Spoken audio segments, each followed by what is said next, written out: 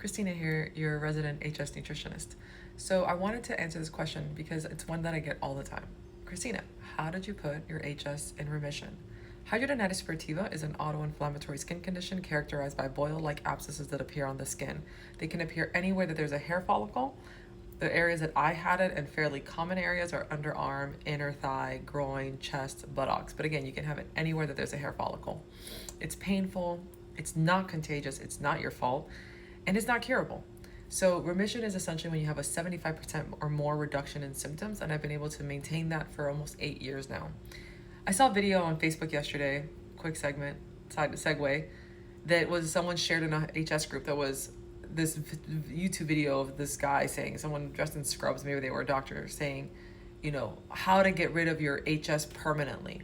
And the video went into detail on like dietary modifications. And as someone who has literally spent a decade studying this and working with people with HS and dietary modifications to help people with hidradenitis suppurativa, I hate that type of content. And you'll notice that I will never create that type of content. I will never create clickbait that says how to get rid of your HS permanently. I'm going to tell you exactly how to do it because it's very different for everybody. What I do is I teach people how to figure it out for themselves. And that's not as sexy. I get it. Nuance on the internet doesn't sell. But that's the correct thing to do. So I did an elimination diet, and I also worked on essentially I took an investigative approach to my health and connected the dots between inflammatory symptoms I was having and other symptoms I was having and what was driving it, right? So I had blood sugar dysregulation. I was like essentially pre-diabetic at one point. So insulin resistance was a driving factor for inflammation in my body, so I had to reverse that. I also had gut issues. Like many people with HS, I had taken a ton of antibiotics my entire life, leaving me with dysbiosis and possibly leaky gut. I know some people don't believe in leaky gut, but I felt like I had it. Like it tracked, and a functional medicine doctor did diagnose me with that. I also realized that I had trigger foods, meaning not everybody with HS has trigger foods, but I also, on top of the fact that, blood sugar dysregulation, so foods were triggering my HS like that, high sugar, high starch foods, also gut issues, so a lot of like sugar and yeasty foods and stuff like that triggering inflammation there.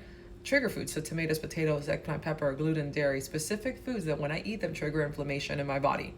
So through the series of elimination diets and testing things and doing labs and whatnot and self-experimentation, it took me 2 years to get to the point where I could go long periods of time without flaring. I maybe flare less than once a year now, and I say less than once a year because I can flare. If I eat a trigger food, if I'm under super stress, if there's a combination of things, I might flare. There's been definitely periods of my life in the last 8 years, like when I was going through my divorce and I was in a toxic relationship, where I was more prone to flaring, but it never ever has gotten back to how it used to be, where I was like full-blown stage 3, 16, 18 active flares at any given time, constantly draining. I haven't experienced that in almost 8 years, which is a blessing, and every day I'm grateful for that.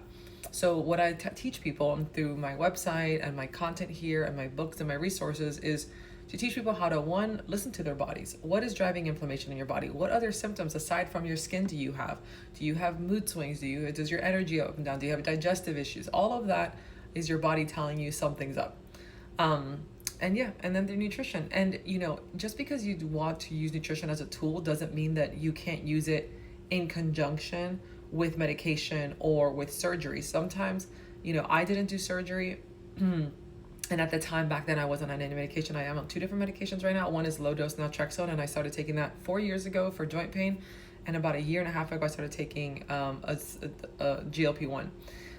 But you can do, like, a lot of my clients that I work with are on Remicade or Humira or something like that, and they're not seeing the progress they want on the medication, so adding in diet supports their treatment. So it doesn't have to be one and the other. You can definitely marry the holistic and the allopathic. And I'm just here to help people have a better quality of life with this condition, because HS sucks and it can be extremely debilitating.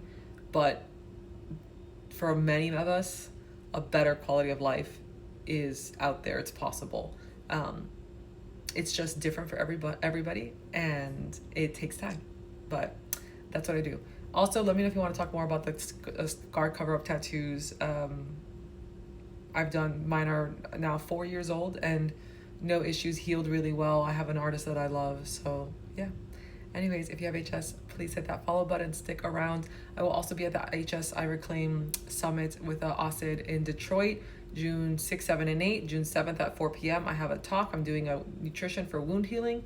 And then at 7 p.m. at the Detroit shipping company with HS Connect, we're having a party. It's free. Everybody who has HS, you're welcome to come.